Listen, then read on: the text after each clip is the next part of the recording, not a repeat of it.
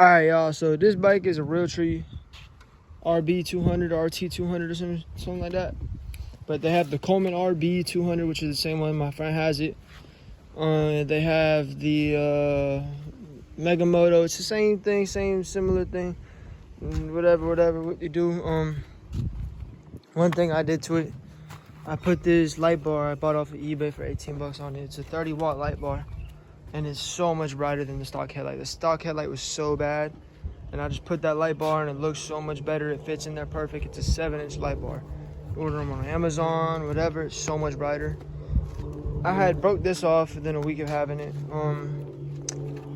I blew this motor. It's a Predator right now. I got some performance parts on there. I blew that up. But look, this is what I'm titling the video. Things you need to know. This is the biggest thing. These bolts right here. Look at that. That whole, yeah, you see?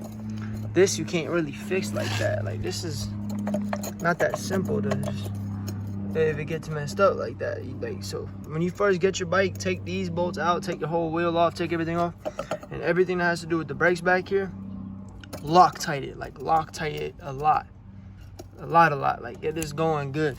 And another thing, these bolts up here that clamp this down, pull these out all the way and Loctite it, because there's a little ring on the top of it and it keeps it in place. And once these get loose, they'll bounce around and mess everything up. Like, I had to do a bunch of stuff to make this right. So make sure you take them bolts out.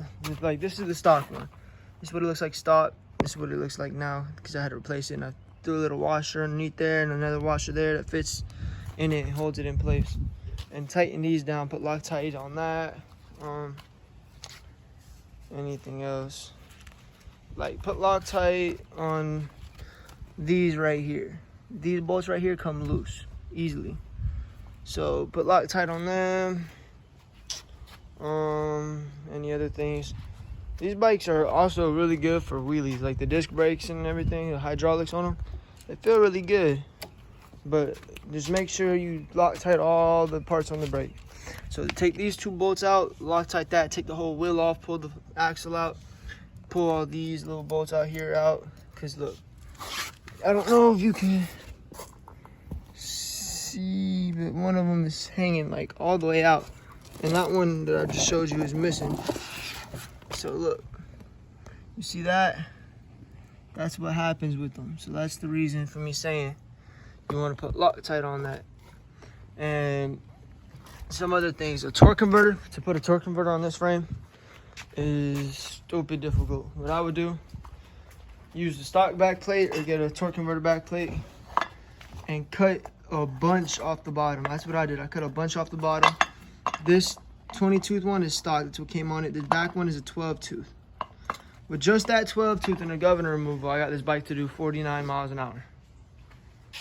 49 miles an hour. That's tire pumped up as much as I can with that carburetor, a 12-tooth instead of a 10-tooth, the governor removed, and a rod in that motor. That's all I've done, and I got this running 49, which isn't bad. Ain't bad at all. My front fender broke when they got laid down by a friend.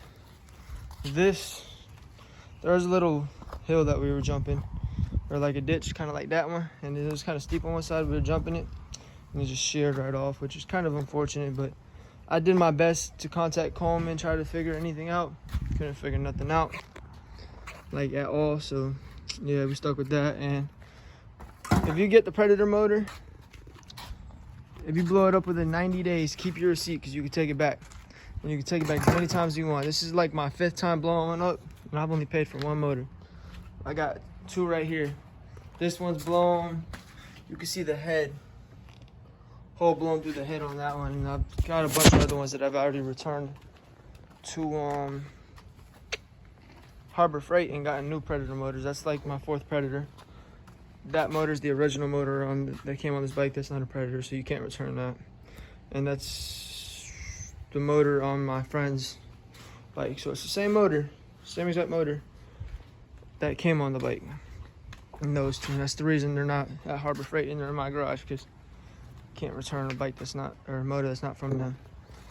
But the install on On this was super easy. I literally just cut the wire that came from the headlights and soldered them together and just threw some heat shrink over it, heat shrinked it. You can see right here where the heat shrink starts. So I put a bunch of heat shrink over it so it looks good. Everything looks factory. If I wanted to, I could have put the mounts that came with it on it, but I chose this one because it was higher up, and when the fender's in the way, the fender blocks a lot of this light, so I wanted it to be higher up so it didn't block the light from the fender. But that light bar is, oh my God, it's so good. And going down the street, this thing looks like a beast at night with the light, because it's pretty bright. I threw the cup holder on here. I got this from Walmart. This shit's trash. It's not even worth it. Got my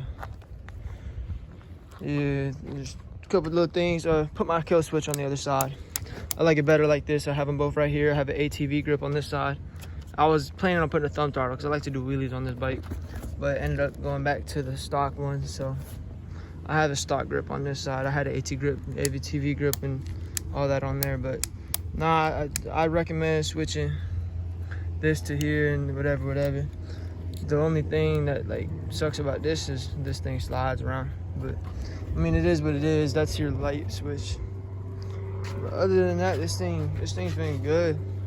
Other than like the 20 problems I've had, keep going through motors, the brakes, and the forks, and breaking that off. Other than that, like, I haven't had many issues. I haven't really laid the bike down too bad. I've laid it down a few times. It's an airplane, bro. I've laid it down a few times trying to like do wheelie circles and stunting it kind of things, but just picked the bike right back up and got right back on it. Nothing's ever happened. Another thing, these Mikuni carburetors, don't go to Go Power Sports and buy it. Go on Amazon. They're $49 for the whole kit.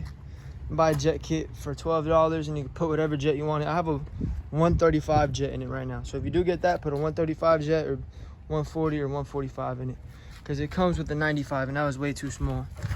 But all you need is the main jet. All the other jets are good. Just put a bigger main jet in it.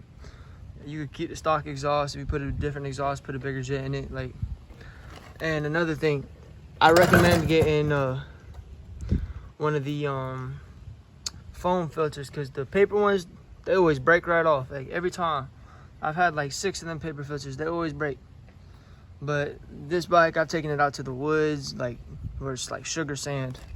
But it's like where I live, so it's been through waters, ate sand. Like, this thing's been through a little bit, and it keeps going. It's just, it goes through motors fast, and that has something to do with my wheelies, I think.